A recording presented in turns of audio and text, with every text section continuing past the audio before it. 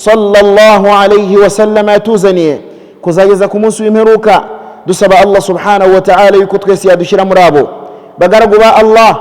Inama iruta izindi zose no gutinya Allah, kugandukira Allah haba ari ahagaragara n'ahihishe, mu gukora ibyo Allah yishimira no kureka ibyo Allah subhanahu wa ta'ala atishimira. Allah muri Qur'an aduhamagarira kumugandukira kenshi, avuga ati yemwe abemeye nimugandukire Allah, mutinye Allah. Ukuri ko kumutinya muramenye urupfu ntiruzabagereho uretse ko muzaba mukira abayisilamu.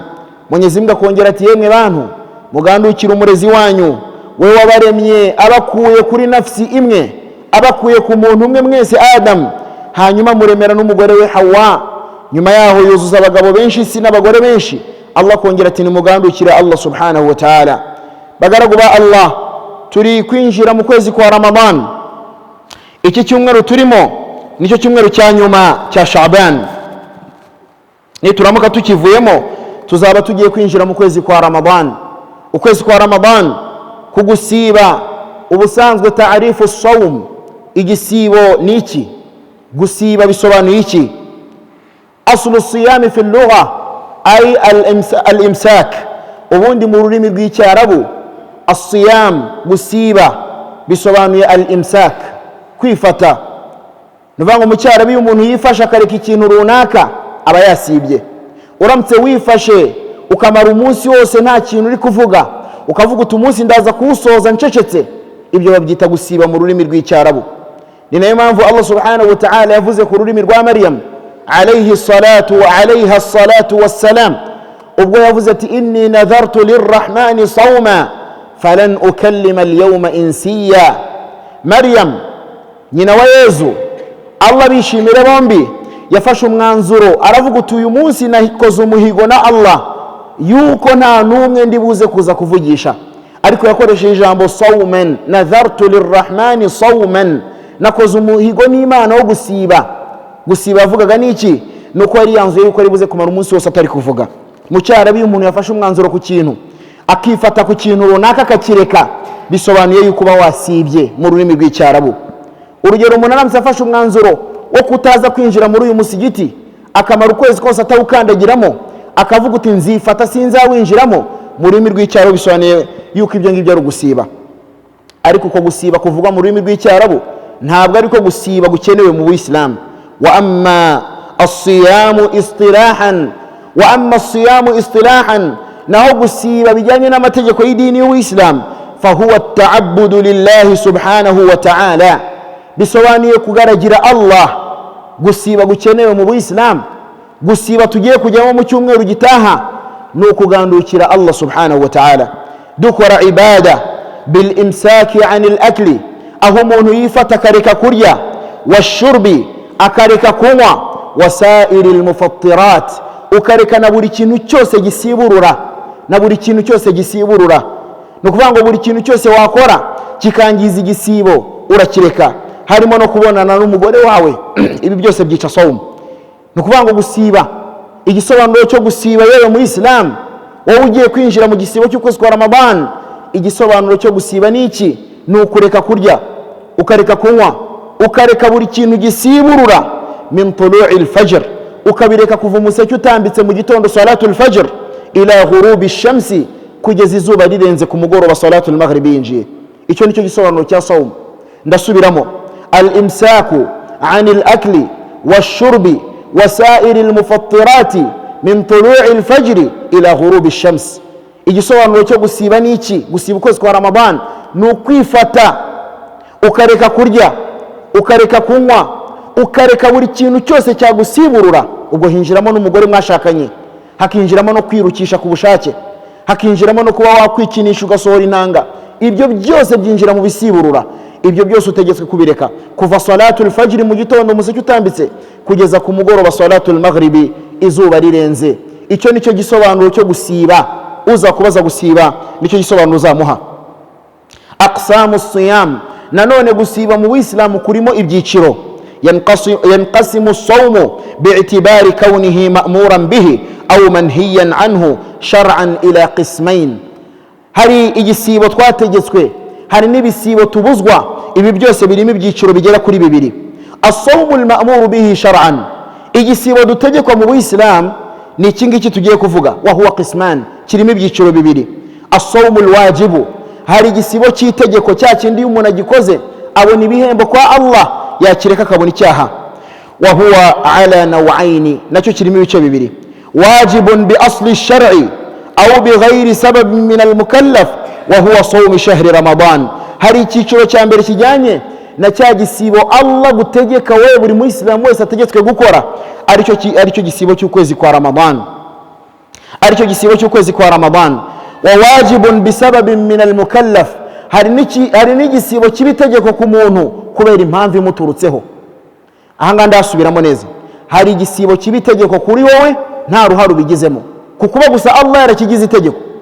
Urugero no gusiba Ramadan, kadhalika hari no gusiba bibitegeko kuri wowe kubera ko wowe ubwawe wabigizemo uruhare. Urugero ni iki? Ni nka sawmun nadhar, igisibo umuntu aba yarashyizeho umuhigo.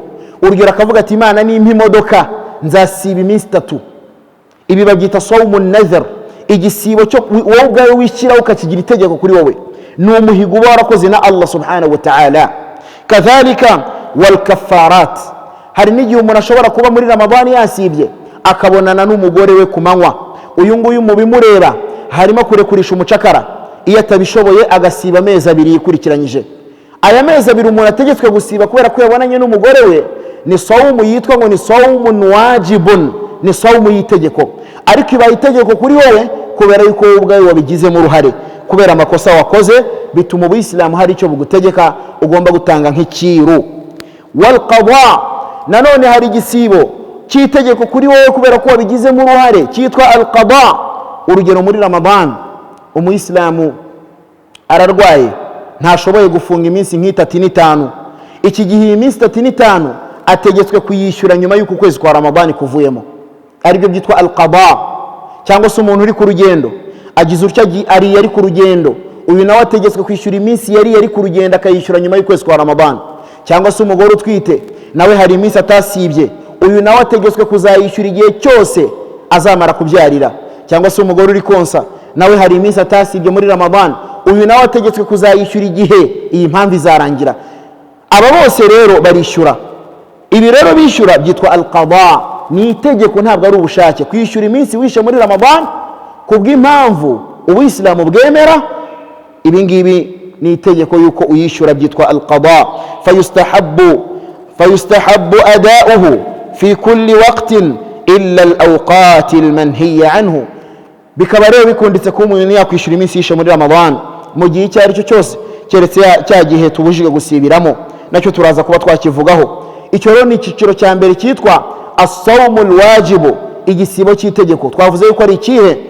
Ni igisibo Allah yadutegetse nka Ramadan. Icya kabiri ni igisibo utegetswe gusiba kubera ko wabigizemo uruhare. Urugero kubera umuhigo wakoze, kubera kafarat ikiru, no kubera qada kwishyura iminsi wishe, nibyo tumaze gusobanura. Icyiciro cya kabiri cy'igisibo ni cyitwa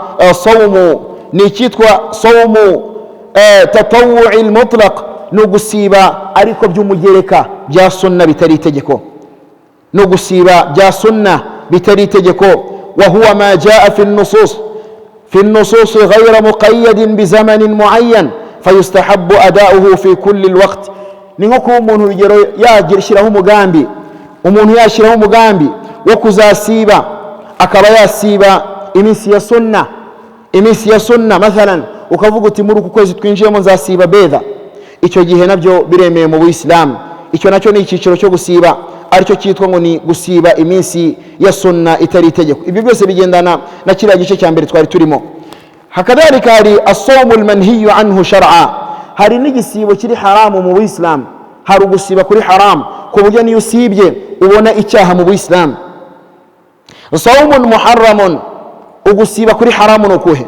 Wadhalika mithlu sawmi yawmay al-eidain, ni nko gusiba ku minsi y'amalayidi 2.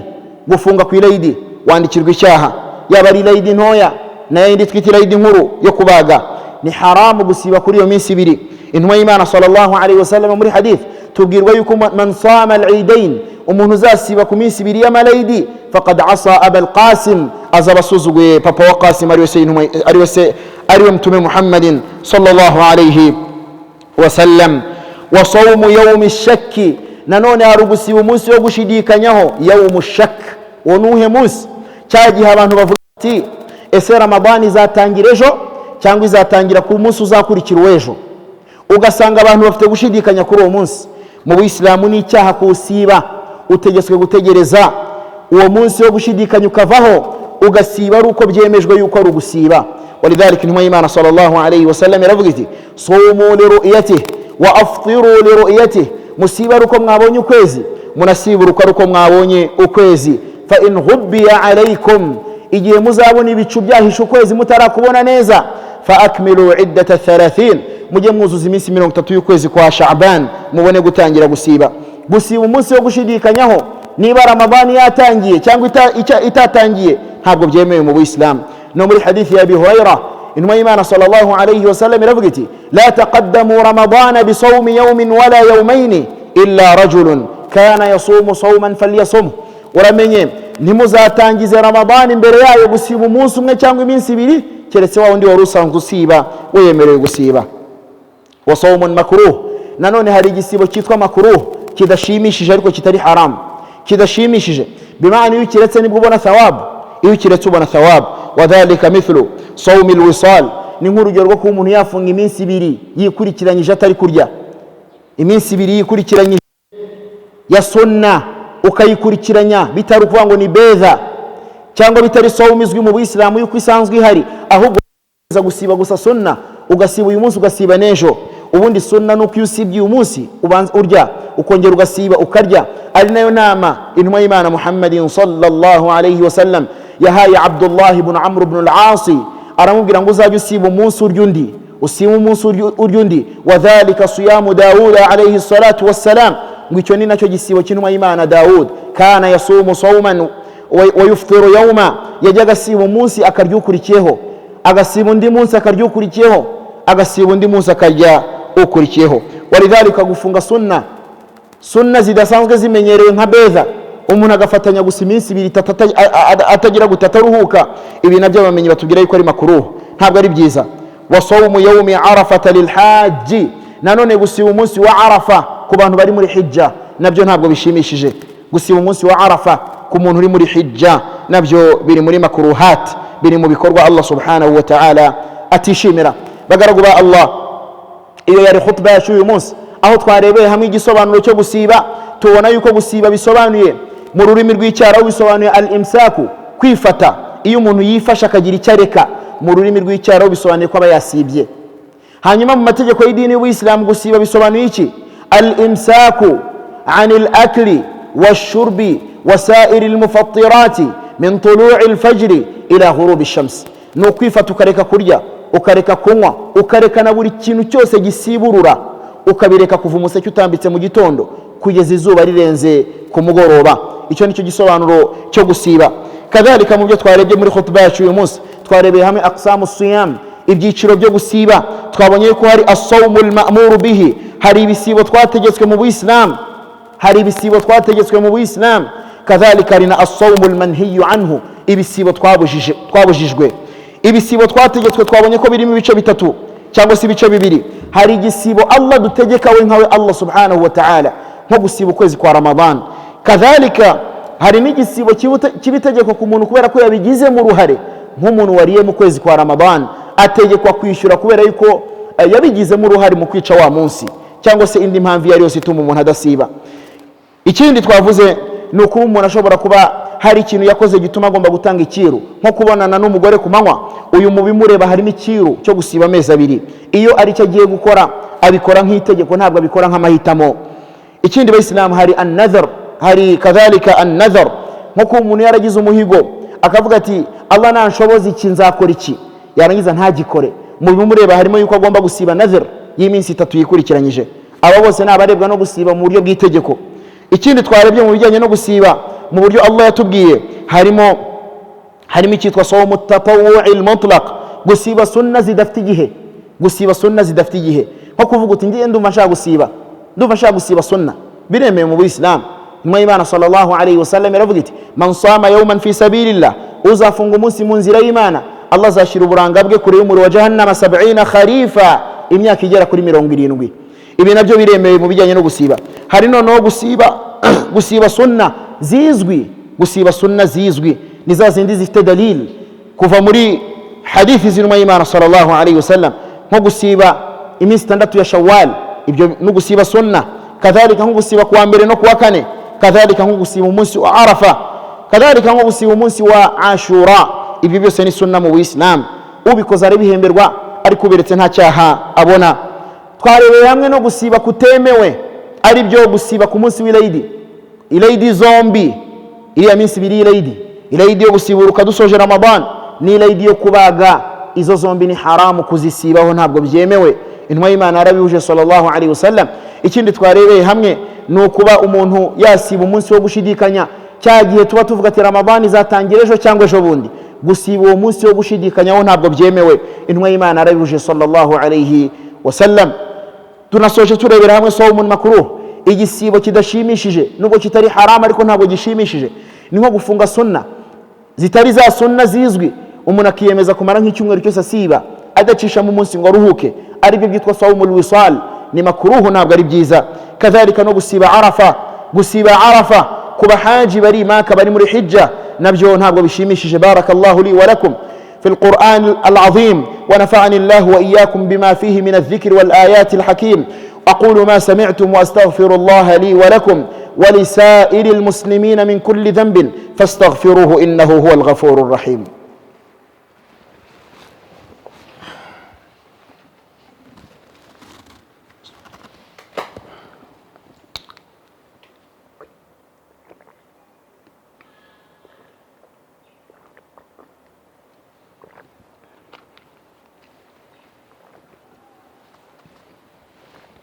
إن الحمد لله نحمده ونستعينه ونستهديه ونؤمن به ونتوكل عليه، وصلى الله وسلم على نبينا محمد وآله وصحبه أجمعين. ترشيمر الله سبحانه وتعالى دسبر إيمان محمد صلى الله عليه وسلم أمورني مجيشب جاء الله قبجا مساكره ونابي ونبسنجر نيندوبي ناباندي وسبزاكم يزاقو كريكرا inzira yatuzaniye sallallahu alayhi wasallam kuzageza ku munsi wa nyuma. Turasaba Allah subhanahu wa ta'ala yuko twese yadushira muri abo beza, Allahumma amin. Thumma a'lamu rahimakumullah anna Allah amarakum bis-salati was-salami ala nabiyhi faqala fi muhkam at-tanzil inna Allah wa malaikatahu yusalluna ala an-nabi ya ayyuhalladhina amanu sallu alayhi وسلموا تسليما. اللهم صل وسلم وبارك على نبينا محمد، وارض اللهم عن خلفائه الراشدين الذين قضوا بالحق وبه كانوا يعدلون، أبي بكر وعمر وعثمان وعلي، وعن سائر الصحابة أجمعين، وعنا منهم بجودك وكرمك يا أكرم الأكرمين. اللهم أعز الإسلام والمسلمين وأذل الشرك والمشركين ودمر أعداء الدين. اللهم أصلح لنا ديننا الذي هو عصمة أمرنا، وأصلح لنا دنيانا التي فيها معاشنا، وأصلح لنا آخرتنا التي إليها معادنا، واجعل الحياة زيادة لنا في كل خير والموت راحة لنا من كل شر. ربنا لا تزغ قلوبنا بعد إذ هديتنا وهب لنا من لدنك رحمة إنك أنت الوهاب. ربنا آتنا في الدنيا حسنة وفي الآخرة حسنة وقنا عذاب النار. اللهم اهدنا الصراط المستقيم، صراط الذين أنعمت عليهم غير المغضوب عليهم ولا الضالين. اللهم ربنا اصرف عنا عذاب جهنم ارحمهم كما ربونا صغارا. اللهم يا مقلب القلوب ثبت قلوبنا على دينك. اللهم يا مقلب القلوب ثبت قلوبنا على دينك. اللهم إنا نسألك العافية في الدنيا والآخرة. اللهم إنا نسألك العفو والعافية في الدنيا والآخرة. اللهم إنا نسألك الجنة ونعوذ بك من النار. اللهم إنا نسألك الجنة ونعوذ بك من النار. اللهم إنا نسألك الجنة ونعوذ بك من النار. اللهم إنا نسألك الجنة وما قرب إليها من قول وعمل. ونعوذ بك من النار وما قرب إليها من قول وعمل. ربنا اغفر لنا ولوالدينا ووالديهم وارحمهم كما ربونا صغارا. عباد الله، إن الله يأمر بالعدل والإحسان وإيتاء ذي القربى وينهى عن الفحشاء والمنكر والبغي يعظكم لعلكم تذكرون. فاذكروا الله العظيم الجليل يذكركم واشكروه على آلائه ونعمه يزدكم ولذكر الله أكبر والله يعلم ما تصنعون.